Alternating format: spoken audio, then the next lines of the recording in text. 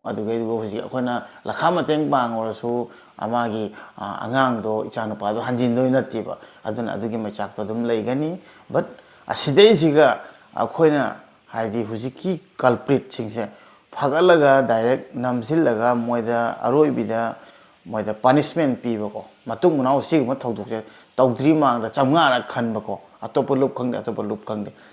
ꯃꯁꯥꯃꯛꯁꯨ 2022ꯒꯤ ꯑꯣꯛꯇꯣꯕꯔ 15ꯗ narcotics and affairs of borders NAB and Manipur ꯄꯨꯂꯤꯁꯀꯤ ꯇꯤꯝ ꯑꯃꯅ ꯑꯣꯄꯤꯌꯝ ꯀꯥꯅꯤ 3.820 kg ꯒ ꯂꯣꯏꯅꯅ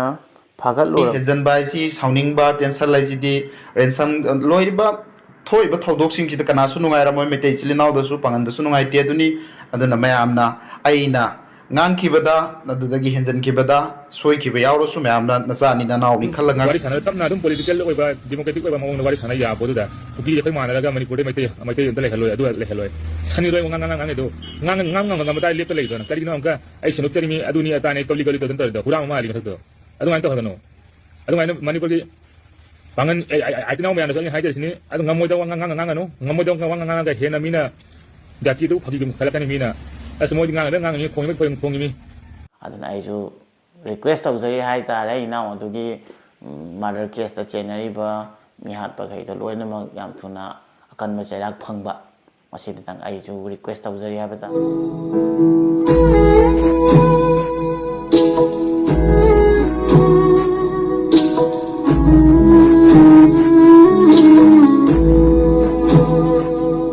अहम मक्तद एम्पुटी नाव के चैनल वो येंबिरिबा मैम पुनपु एम्पुटी नाव न तराम नोकचरी जनवरी की date 14 ngarang nahan ge wari ne MD Shahnawaz Khan haina koiba Enao se akhoi gi evening da fa ban hai ma se akhoi gi sakhang do mi khana phar ga yam thina phura se ra ga hat le hai adudi yam thina nungaite aduga laiba macha su ta de ta sengna haira ga di ai Shahnawaz Khan gi matang se ai khoina aina out of state or banena khangude aduga magi paw se kupna khai hangna ta ba da yam thina thamoi sokpa thodok ni ado aina khwai first pa ma de action haibu every akhoi gi maitai do egera amma do egera ma sidai jiga maran laiba misak singdo adu sungsoi soi da bi maunda chairak phangada bani hana khalle mi amagi punsibu admaina afawaning sara gunda tawra adu tawra gadi ai isagi kangu isagi maitai oigera aduga atopa loop amagi oigera karimda madudai duga excuse meaning ai leite aduga yes none other than akhoi arambai da yauramba aduga thokiba amo oigera arambai da samnabu oiraga so arambai gi laibiriba leader singna khangde every platform gi an singna masidi jairak pibi gadabani aduga asigumba jidi akhoi gi loop singda asigumba phattaba asigumba sathiba kaya ta hani ai lete asigumba jidi akanba dandi pi gadabani hai tare aduna nungaite aigi nusiraba Enao MD Shahnawaz Khan gi magi thawaina Lemna ingna chikna pothabe boy biba yam nungaite 33 years kai je aduna Enao haina kaubane ado tasengna simatang se nungaite aduna akhoi gi leibiriba loop hai tare ko hoji aina dum thengnabada akhoi gi government da ju kana appeal tawri adu government ju sidai ga che se idana leire ko mem resolutions of the meeting amu wa ko mem resolutions of the meeting held on 17 January 2025 in the Chief Minister's Secretariat between the State Government of Manipur and JSC against brutal killing of MD Shahnawaz of Kairang Teramakhong and Maitai Pangal CSOs. First, number 1 point that the government will properly investigate the case of death of MD Shahnawaz Khan, aged about 33 years old, son of MD Laharuddin of Kairang Teramakhong, and submit the charges within 3 months. The government will take all necessary steps to prevent similar incidents in future, including preventive action against among of armed miscreants in all localities. The government will take strict action against those spreading hate and provocative messages on social media which can lead to communal tensions and conflicts. The government will convene a meeting with civil society organizations of both communities to bring out communal harmony and understanding. The government will provide all necessary support to the family of the deceased. Secretary of Chief Minister, Superintendent of Police, Imphal East, aduga Governor JSC against brutal killing of MD Shahnawaz. Aina haining madigo uzik chumme aina samaina thawdokse akhoigi maitai da natte akhoigi ichinenao pangalup da natte akhoigi ichinenao nagalup da natte samaina am phom da thokan ning dai ta maramdi huzik mage family na lehoriba mo adugai huzik akhona lakha mateng bang orasu amagi angang do ichanupa do hanjin do natiba aduna adugi machak to dum leigani but asidei siga akhoina haidi huziki culprit singse phagalaga direct namsilaga moida aroibida moida punishment pibako matung munau sigma thawdukse tawdri mangda chamnga ra khanbako atopa lup khangde sidai siga lup haiba leitre aduna ishagi akhoi ni khangde aduni khangde phattabudi phatre loi aduna madumadi dandi pihaningi but sidai siga aina haibade akhoi gi wase khangdabida haide direct pangtain da tainaba aduga pangto ta toknaba aduga tawriba mi manga du dongtana atopa loina makra chen thaba aduga hulla ngangwa aduga social media da irang sagat pe si matang si yaning de haijabani baichu aduna wa do ngangwa da khakha yenga ngangna bodo phai not only ai basi ai haige ngarang nahan ai ngarang video ma ha podu gi matang ro mana kitang wa phajada nai thi nai ngangaga direct mingon da hai direct aramai na haleni aramai chingho phura haleni aramai na guna da ni aduk mai mong da ta baduga hai di poto bera ma kana bani adamai direct hai sunya ya de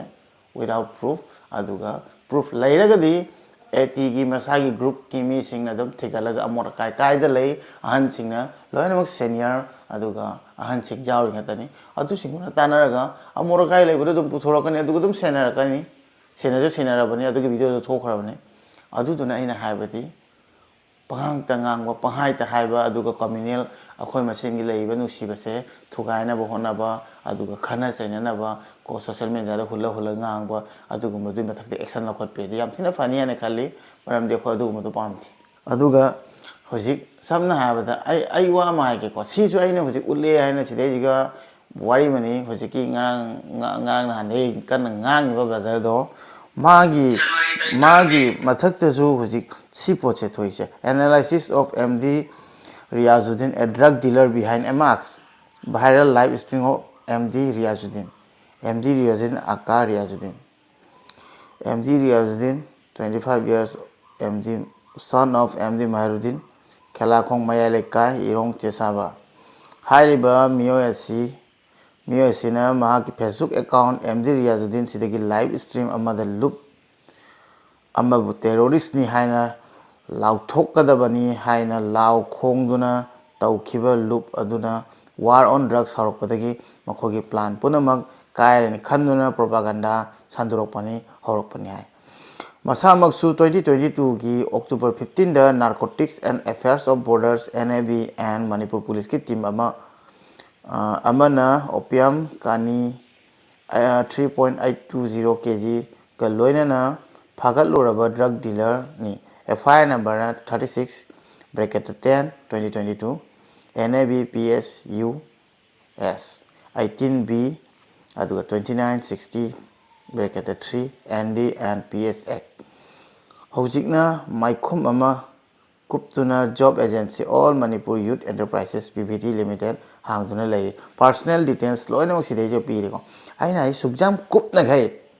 aduga sugjam kupna gai my details the narcotics ki act si singje si je phagi de hekta number one semaga sapdi ya banati banatane ma si tangdi mana lakha sengok ke hai kera adu hai kera but si je same saraga mi me mata hekta phujinba ya pondeba masida lay act se masigi aduga moi FIR file ogiba drug dealer gi number si 2022 gi October si singje kupna adum thiragre thokadaba leiraba natrane ko me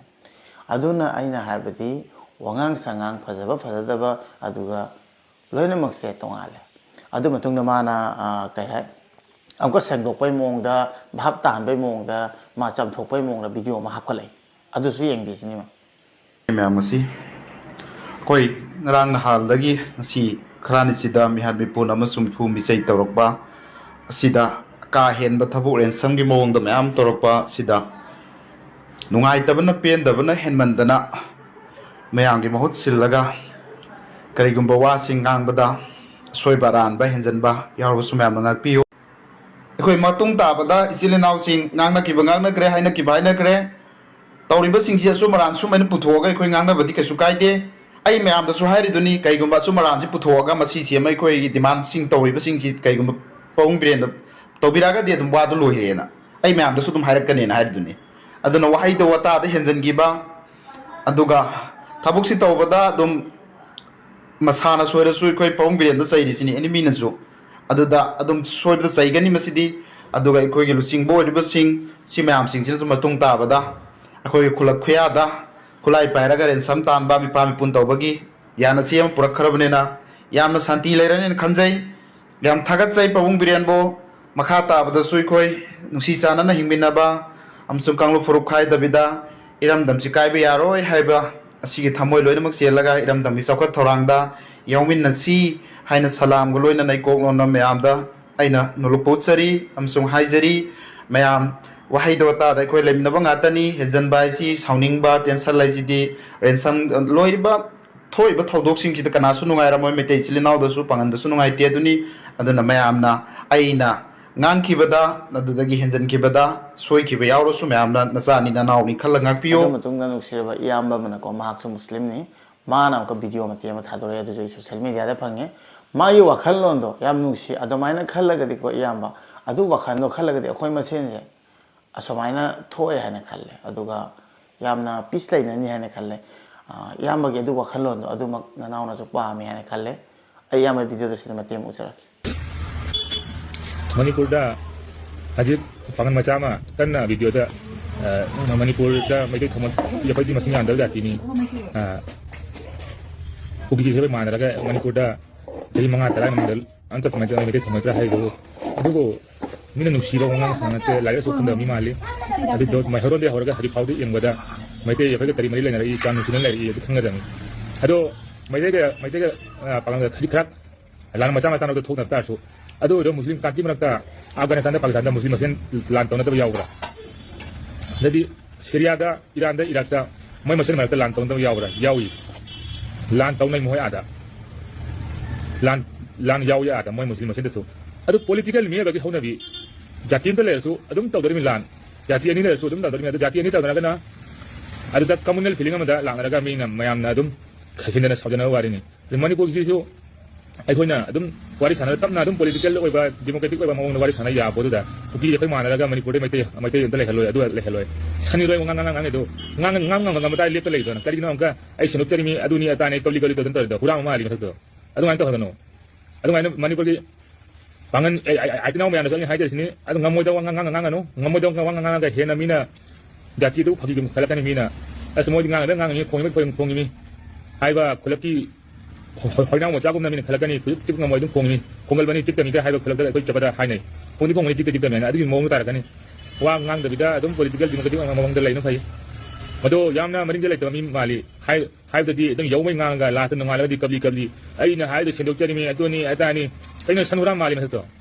अदु माइना मणिपुर की पांगन माइना सु खर अदि दो अदु गुम्बा वांग सा ngang यारो थिंगदमी ओइने जब हाइ से फै मसेन लग ओइने जब ngang याइ सुगाइ दि साउर सार खैना सारबस ngang याइ द स्माइल खुसाउ दि सिमा दै वांग द लालगा ngang दो अदि दो पांगन मैति मजा मयामना सेनुक्तरे हारगा मतुंगा ngakpi bi yai mawa adu pangan maja mayamna di mabu adu ngang the नंग अखै Pangan gi mai sokhalin haibna soidana adi tugi mona dandi pi dami mona akan wa thangdami adu gumba amana video samangal lo dami semami manipur ko thoga adu akan ba hindana kan ba leibakta I fengna thang ta da wangang mo mising ku thoga mayam dandi di dami ahan bedagi hauna hadi fauda manipur da lehla ko si ahan lehla ko si yumda pampi ki basi ning thona pi ki ni haibasi karo dami ning thodo kana no haibasi karo dami ning thodo mai tai ning thoni haibi karo dami aduga khajitang wangang oda samas ki ngang ngadam mangang ido matik ngapa lejo ngang ngang adu am ka kabli kabli tadan so am ka in sinuk tari medu sin nang na phaido ki ban na tido mana cha chagal likan des chagal likan dai cha gani khal khal dari hana kari kam ning na phajan ngang haudri ma wado aduga kai na resu hai si ko me amji mai te pang kai na resu hai do mai te mut ki ma dung da ko di so mak palik tar tori me hai si ko di so mak palik tar aga puro le jalaga manipur ma pang mang dar mai sai karu da ni mai te khadang mang hai ko le horani hai du khalunu Manipuri hai po to mut kan da India dagi NRC dagi karam la matam da kai da lai no hai da mani ko Manipuri ne hai dagi hai da mut ki dhari ni to mohoi bu su mai tai shi hai ne pang na thara ya de mai tai na su ai bu han than khal ya de kai ani si ma ta chetna ki ba ba ki ma ki chalaga kai nu sinan lai da ni asi se aduga Makhoi mang ki ba kan da kai su pangan gi identify ori ba Manipuri ni hai wa hai du su mang ki dhari ni kai su mang do ni moi mang ya ne kai mang mo de veleta kai na kai identify pa da identify pa to ni India da loan ka le asi loan ka hida masagi loan le da state le da mam le ni kai mai de pang gi wena lai khadana loan ama le jaba state ama le jaba jati wa ni ado makoi mang ki da mai te hai jati mang ki da kai su mang ki da ni do mo ke mang ma do kai le horan salasi kai su ka na ngai समाज के मतुंग ngang phai democratic ngang phai India के मतुंग international के मोंग yang ngang da ni mai ne phai tau du lai tau muslim tau su da thano Syria tau na da Pakistan tau na da Pakistan muslim hatoi mi Syria da muslim hatoi mi Iran da muslim hatoi mi asi democracy ma ham da dum amana ma hatong na ga dum desh to dum mathang dum wari lin na chimung wari lin na dum tatori mi asi se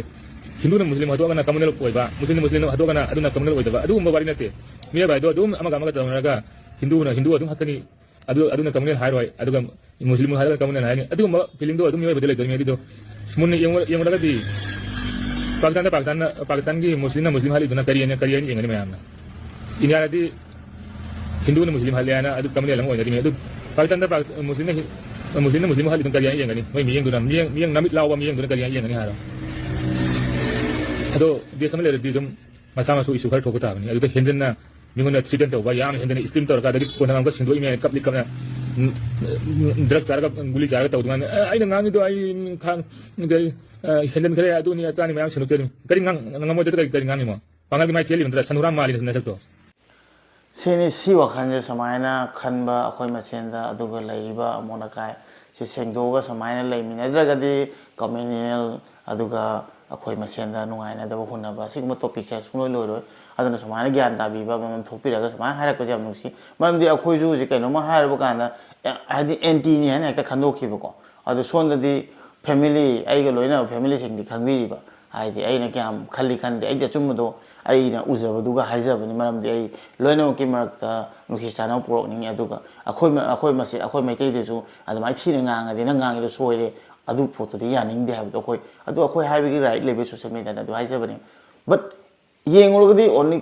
konjinlan ba tasilan ba nuksina ba adu nga tan atopa violence sompam pam de kai gno ai di hingi ba khar ni se nuksi chana na laimina ba ama toina leiba aduga tasengna hairo gadi adamaina hoji ki Enao da guna to ba ada sing du di ko adu di phajana moi chairak phom thwe na khalle adu matang sunya ni mai te oi gara aduga any party ki lup oi gara adu di sunya ya ning de na yare lo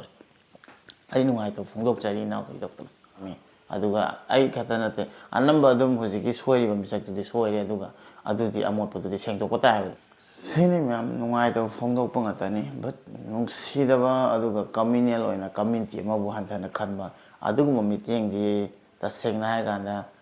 ai ngon da di le je de ko aduna ai ga loina ra kana khangbi gani but yaning da ba taning da ba kholao aduga akhoi direct pan boy na mi ki committee ma da adumai na wa ngang ba se madu phate na khalle aduna adumai na mi sing do akhoi myam na asidejiga warak pam thoi hane khalle adu warak tragadi akhoi masenda yam thina nungaina da badum issue je thokani but akhoi gi hojik manipur government na samaina communal samaina thokpa sing do phagar kani khokar kani haibada yamna tabada nungai adu mak asa tawjai adu samaina gunda saiba culprit sing je sidi pharaga maitai khangde akhoi gi muslim na khangde naga da khangde jum mamanda leirabanina adu dei duga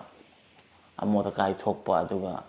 juga cha da gunda thokpa du adu thik taw bi ta bani natra de akhoi ma chene yam issue thokani aduna ai ju request taw jai hai ta re Enao adu gi murder case ta chenari ba ꯃꯤꯍꯥꯠꯄꯈꯩꯗꯣ ꯂꯣꯏꯅꯃꯛ ꯌꯥꯝ ꯊꯨꯅ ꯑꯀꯟꯕ ꯆꯩꯔꯥꯛ ꯐꯪꯕ ꯃꯁꯤ ꯃꯇꯥꯡ ꯑꯩꯁꯨ request ꯇꯧꯖꯔꯤ ꯍꯥꯏꯕ ꯇꯥꯔꯦ ꯁꯤꯅꯤ ꯃꯌꯥꯝ ꯑꯩꯒꯤꯔꯣꯝꯗꯒꯤ ꯀꯩꯝꯇ ꯑꯩꯈꯣꯏ ꯀꯝꯃꯤꯇꯤ ꯍꯦꯠ ꯁ꯭ꯄꯤꯆ ꯄꯤꯅꯤꯡꯉꯥꯏ ꯂꯩꯇꯦ ꯑꯗꯨꯒ ꯑꯩꯗꯤ ꯂꯣꯏꯅꯃꯛ ꯅꯨꯡꯁꯤ ꯁꯤꯗꯩꯁꯤꯗ ꯑꯩꯅ ꯑꯗꯨꯗ ꯍꯥꯏꯕ ꯂꯩꯇꯦ ꯕꯠ ꯈꯣꯟꯖꯦꯜ ꯈꯤꯇꯪ ꯋꯥꯁꯦ ꯈꯨꯡꯉꯥꯡ ꯂꯩꯕꯅꯦ ꯋꯥꯎꯅꯩ ꯉꯥꯡꯕ ꯑꯗꯨꯒ ꯂꯩꯗꯅ ꯈꯨꯡꯉꯥꯡꯗꯣ ꯑꯗꯨ ꯈꯨꯡꯉꯥꯡꯗꯣ ꯇꯧꯔꯛꯑꯒꯇꯅꯤ ꯂꯣꯏꯅꯃꯛ ꯃꯁꯦꯟ ꯁꯥꯒꯠꯅꯔꯛꯇꯣꯏꯁꯦ ꯑꯗꯨꯅ ꯑꯗꯨꯃꯥꯏꯅ ꯋꯥ ꯈꯪꯗꯕꯤꯗ ꯄꯉꯥꯡ ꯉꯥꯡꯕ ꯑꯗꯨꯒ ꯄꯣꯏꯟꯇ ꯐꯖꯅ ꯋꯥꯔꯤꯗꯣ ꯃꯔꯩ ꯃꯨꯟꯅ ꯍꯥꯏꯔꯒꯗꯤ ꯂꯣꯏꯅꯃꯛ ꯇꯥꯕꯅꯤ ꯑꯗꯨꯃꯥꯏꯅ ꯋꯥꯔꯤꯅꯤ ꯃꯌꯥꯝ